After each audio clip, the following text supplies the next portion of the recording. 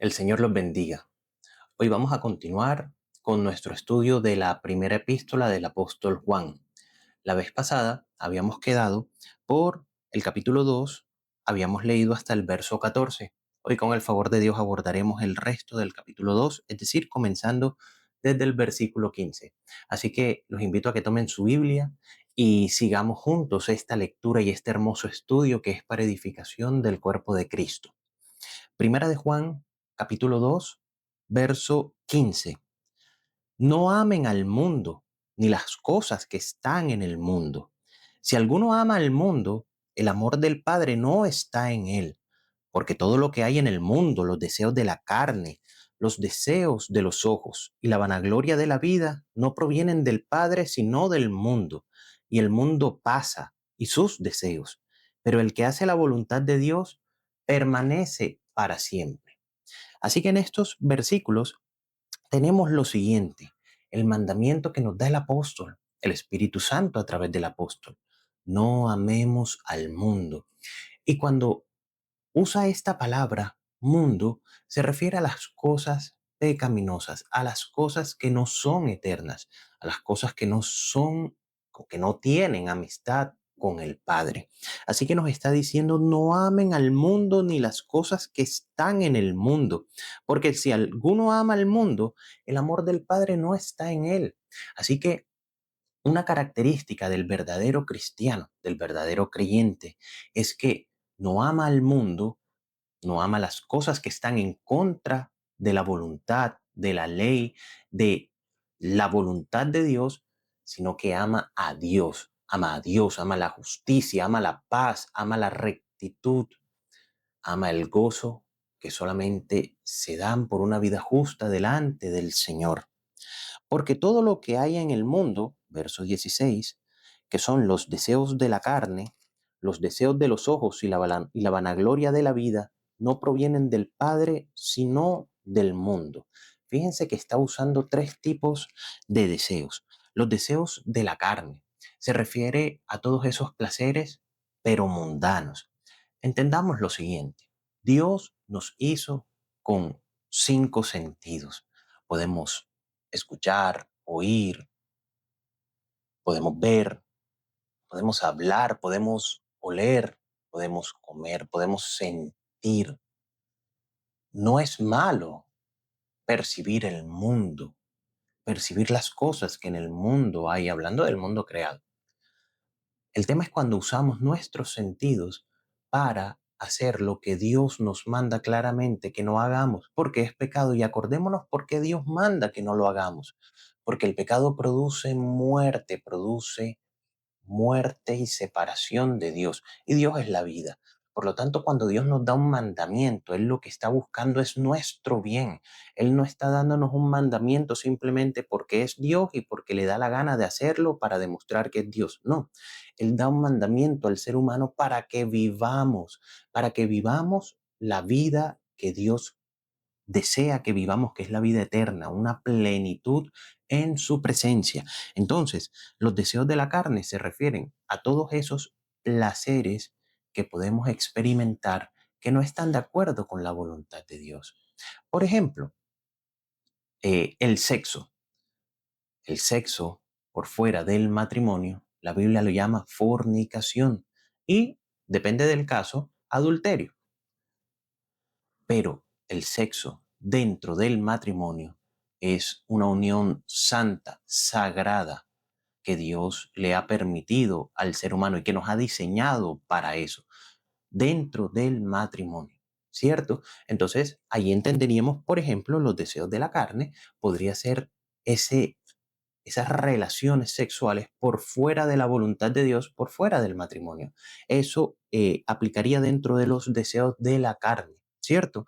El emborracharse, el drogarse o el hacer cualquier cosa que experimente tu cuerpo, que te da placer, que está alejado de la voluntad de Dios, del diseño de Dios.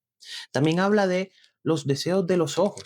Es todo lo que nuestros ojos, otra vez los sentidos, nuestros ojos pueden ver, pueden percibir y que quisiéramos obtener, pero de una manera deshonesta, de una manera desordenada. Eso tiene que ver con el mandamiento de no desear las cosas de mi prójimo, de no envidiar, ¿cierto?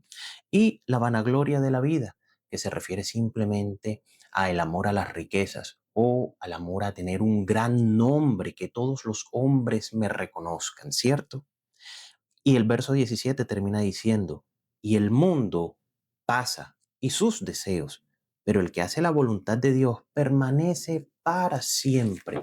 Así que cuando nosotros nos alejamos de este tipo de deseos y estamos en la voluntad de Dios, podemos saber que permaneceremos, es decir, que tenemos vida eterna porque estamos en el eterno, Jesucristo, el Dios vivo y verdadero. El mundo pasa y el que hace los deseos del mundo pasará, pero el que hace la voluntad del Padre permanecerá para siempre. Así que la Biblia dice que ese tipo de deseos, los deseos de la carne, de los ojos y la vanagloria de la vida, no provienen del Padre, sino del mundo. Entonces, la pregunta es, ¿tú a quién estás obedeciendo? ¿Al Padre para vida eterna o al mundo para sufrir el mismo destino que tiene el mundo, que es desaparecer? Y nuevamente aclaro, estoy hablando del mundo pecador. Pasándonos al verso 18 del capítulo 2 de Primera de Juan, dice, hijitos, ya es el último tiempo, y según ustedes oyeron que el anticristo viene, así ahora han surgido muchos anticristos. Por esto conocemos que es el último tiempo. Salieron de nosotros, pero no eran de nosotros, porque si hubiesen sido de nosotros, habrían permanecido con nosotros.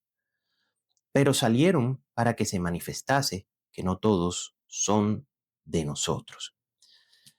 Así que Juan está diciendo, estamos en los últimos tiempos. ¿A qué se refiere con esto de los últimos tiempos? Pues se refiere a los tiempos que se están viviendo, que estamos viviendo después de la cruz de Cristo y hasta que Él venga. Es común que en el Nuevo Testamento se hable de los últimos tiempos o los postreros tiempos como todo el tiempo que ha venido después de la cruz de Cristo hasta que Él venga. Y Él dice que en estos últimos tiempos o en el último tiempo lo que hemos visto es que han surgido muchos anticristos. Ahora, no está hablando de que haya muchos anticristos como el anticristo que leemos en el Apocalipsis, ¿cierto? Que es un hombre, un político, un ministro de pecado también, que tendrá ciertos poderes sobrenaturales, pues dice que incluso podrá hacer descender fuego desde el cielo, darle vida a la imagen de la bestia, etcétera, sino que cuando dice que han surgido muchos anticristos, lo que está diciendo es que el espíritu del anticristo, o sea, esa mentalidad, esa forma de pensar, esa forma de vivir que se levanta en contra de la verdad de Dios, en contra de Jesucristo y del señorío de Cristo, en contra de la verdad, ese es el espíritu del anticristo. Aquí podemos ver entonces dos tipos de personas, los que tienen el espíritu de Dios, el espíritu de verdad y conocen la verdad, no porque sean mejores o privilegiados sobre los demás, sino porque han rendido sus vidas al Señor y el Señor por gracia les ha dado su Espíritu Santo, y los que no aceptan al Señor y viven de acuerdo con el espíritu de este mundo, que es el espíritu del anticristo, el espíritu que gobierna. Acordémonos que en otra parte del Nuevo Testamento, en una de las epístolas paulinas, se menciona a Satanás como el Dios de este siglo, de este mundo, que mantiene a los no creyentes bajo su dominio. Así que Juan está diciendo aquí en el verso 18 que han surgido muchos anticristos. Por esto conocemos que es el último tiempo, porque el ser humano está teniendo cada vez más esa mentalidad, se va arraigando a esa mentalidad, a la mentalidad que está en contra de la verdad de Dios. Todo es bueno excepto lo bueno. Todo es bueno excepto Dios. A lo malo llaman bueno y a lo bueno, que es todo lo que venga del Padre bueno, llaman malo. Y Juan dice, salieron de nosotros, hablando que eran personas, en este contexto de esta carta, eran personas que estaban incluso en la iglesia, salieron de nosotros, parecían discípulos, pero no eran de nosotros, y esto es clave. Juan dice, un día estaban aquí al lado conmigo, con nosotros, pero el otro día se habían alejado, y Juan dice, no eran de nosotros. porque, fíjense la lógica divina, porque si hubiesen sido de nosotros, habrían permanecido con nosotros, pero salieron para que se manifestase que no todos son de nosotros. Así que podemos ver que, bueno, esto es muy debatible. Algunos dirán se pierde la salvación, otros dirán que no. Pero lo que está diciendo aquí Juan y lo que podemos interpretar con la ayuda del Espíritu Santo es que los que salieron de allí y se desviaron y empezaron a predicar otras cosas distintas a Cristo y a tener esa mentalidad en contra de Cristo, Juan dice, nunca fueron de nosotros y salieron de nosotros, se alejaron de nosotros para demostrar que no todos son de nosotros. Así que no es cristiano el que va el domingo a la iglesia a escuchar el culto. Es un verdadero cristiano el que permanece. Te voy a decir cuál es mi posición, pero respeto la tuya, por supuesto. Mi posición es que el que nace de nuevo, el que recibe el Espíritu Santo y es declarado hijo de Dios, es hijo de Dios por la eternidad. Y esa persona, aunque en su vida cristiana cometa errores, peque o tenga incluso tiempos en los que se desvíe por situaciones de la vida, por lo cual no tiene licencia para hacer eso, pero aunque eso puede suceder, esa persona siempre volverá, porque es del rebaño de Cristo y escucha su voz y quiere honrar a su maestro. Pasándonos al verso 20, dice, pero ustedes, la iglesia, tienen la unción del santo y conocen todas las cosas. No les he escrito como si ignorasen la verdad, sino porque la conocen y porque ninguna mentira procede de la verdad. Lo que está diciendo es ustedes, creyentes, tienen el Espíritu Santo, tenemos el santo y glorioso Espíritu de Dios.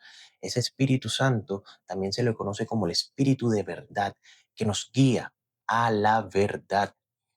Tenemos que rendir nuestras mentes a la voluntad del Espíritu Santo, porque Él nos quiere llevar a toda verdad, nos quiere llevar a Cristo. Él es nuestro ayudador, nuestro consolador, nuestro paracleto, nuestro abogado, que vimos que son atributos que también se le otorgan a Cristo, porque el Espíritu Santo es Dios, hablando de la Trinidad divina. Pasando al verso 22 dice, ¿quién es el mentiroso sino el que niega que Jesús es el Cristo? Este es anticristo, el que niega al Padre y al Hijo. Todo aquel que niega al Hijo tampoco tiene al Padre. Y el que confiesa al Hijo tiene también al Padre. Así que, ¿cómo podemos discernir, iglesia, quién tiene el espíritu, la mentalidad del anticristo? Pues el que niega al Hijo. Si niegas a Jesucristo, niegas al Padre. ¿Por qué? Bueno, porque el Padre dio testimonio de su Hijo. Por lo tanto, si niegas el testimonio, niegas al que dio el testimonio.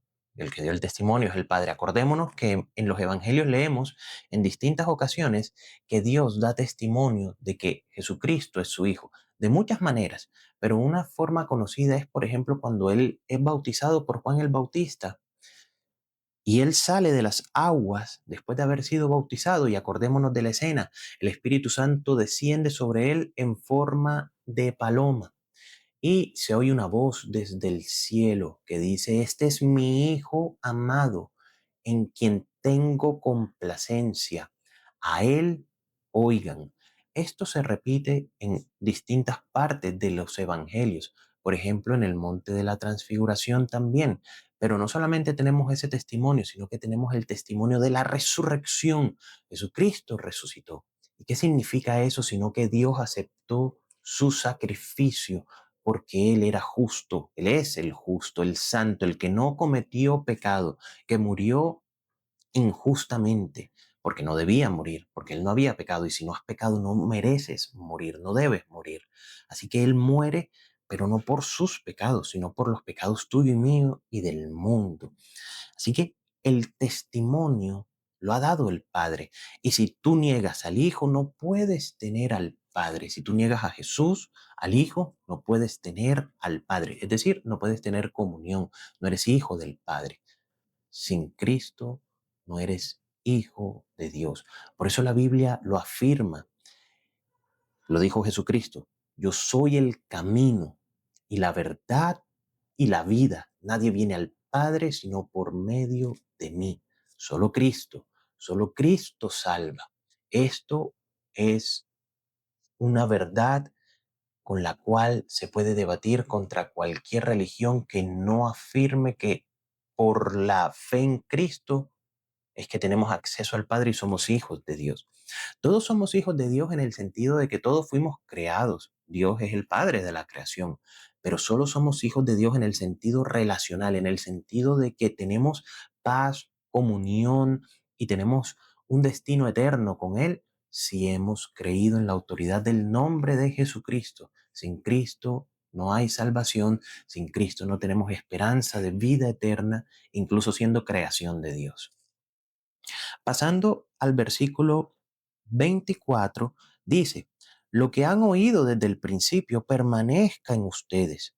Si lo que han oído desde el principio permanece en ustedes, también ustedes permanecerán en el Hijo y en el Padre. Y esta es la promesa que Él nos hizo, la vida eterna. ¿Y qué es lo que hemos escuchado desde el principio? El Evangelio. Debemos permanecer en el Evangelio. Ese Evangelio que dice que Jesucristo es Dios mismo, es el Verbo hecho carne. En el principio era el Verbo y el Verbo era con Dios y el Verbo era Dios y el Verbo hizo todas las cosas y el Verbo se hizo carne y habitó con nosotros y vimos su gloria. Ese es el testimonio que da Juan en su Evangelio y en la primera carta de Juan también, ¿cierto? Que ese Verbo, ese Dios se hizo carne, caminó en medio de nosotros, de la humanidad. Vivió una vida santa, sin pecado. Enseñó el reino de los cielos, dio mandamientos, explicó la ley, tomó su cruz por nosotros, por amor. Murió, no porque no pudiera evitar esa muerte, sino por amor, porque era el único medio por el cual podíamos ser salvos. Y dio su vida en lugar nuestro. Recibió el castigo y la ira del Padre porque el pecado produce ira. Y el Padre recibió ese sacrificio con agrado porque era el sacrificio del santo y sin mancha Cordero, el Cordero de Dios que quita el pecado del mundo. Por lo tanto, todo el que pone sus ojos, es decir, su esperanza, su fe en Cristo Jesús, recibe el perdón de Dios y tiene vida eterna. Gloria sea a Cristo.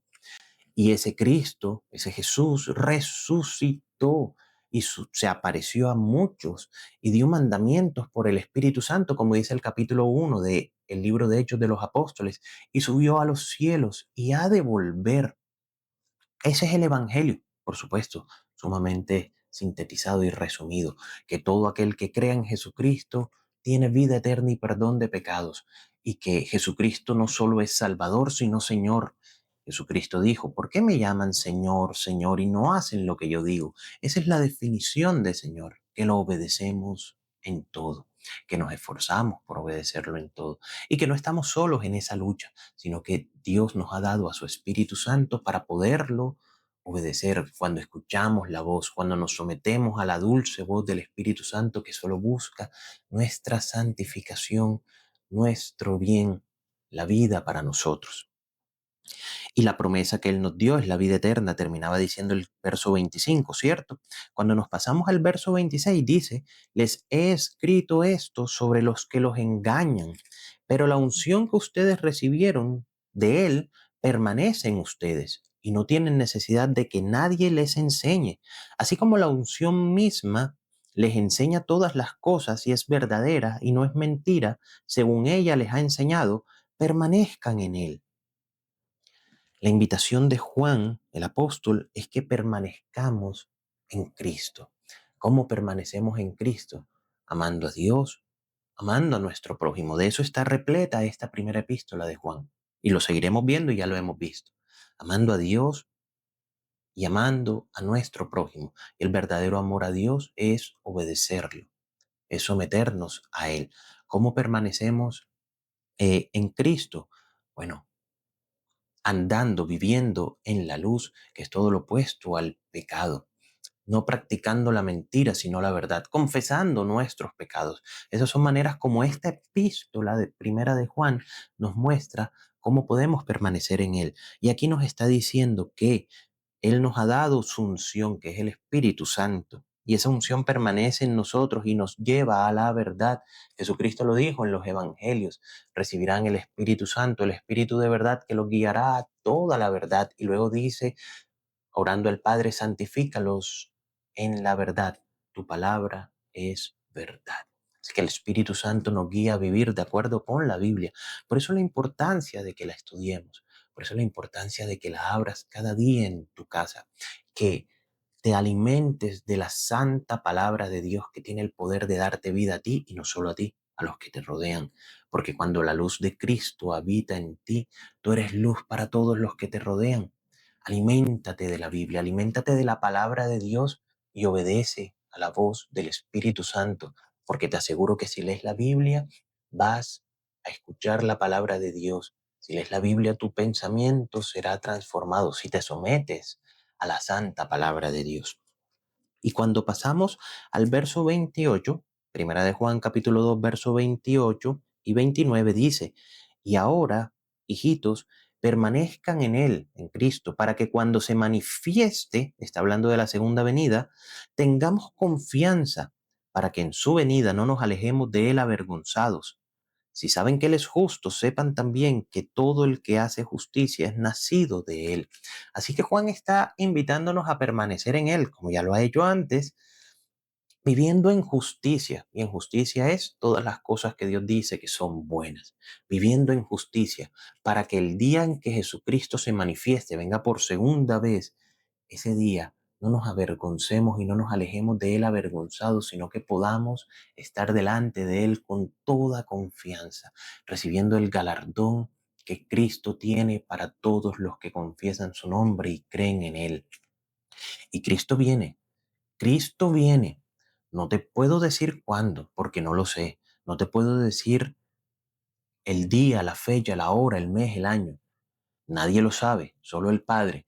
Pero Cristo viene. Su palabra contiene miles de profecías y muchísimas, cientos y cientos de ellas se han cumplido.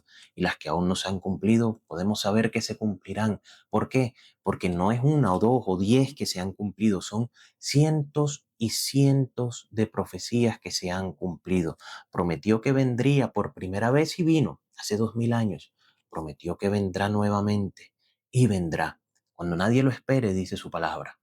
Cuando nadie lo espere, tú asegúrate de estar apercibido, esperando a tu Señor para recibirlo, para estar con Él por siempre y más nunca separarte de Él. El día que veas el rostro de Dios, la cara de Dios, a Jesucristo viniendo entre las nubes con todos sus santos en poder y gloria a a traer su reino a esta tierra, ese día sabrás, ese día sabremos que todo ha valido la pena. Esforcémonos, confiemos en Dios y vivamos en la justicia que Dios nos invita. Espero que este tercer video que toca la segunda parte del segundo capítulo de Primera de Juan haya sido para tu edificación.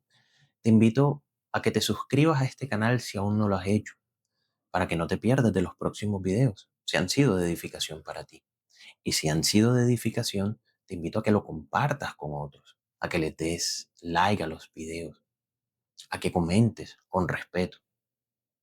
Y yo te responderé también con respeto si es necesaria la respuesta. Que Dios te bendiga, que Dios bendiga tu casa, que Dios bendiga tu familia.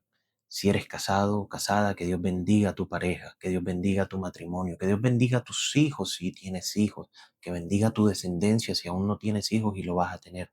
Que Dios bendiga la obra de tus manos. Que Dios te bendiga en Cristo Jesús.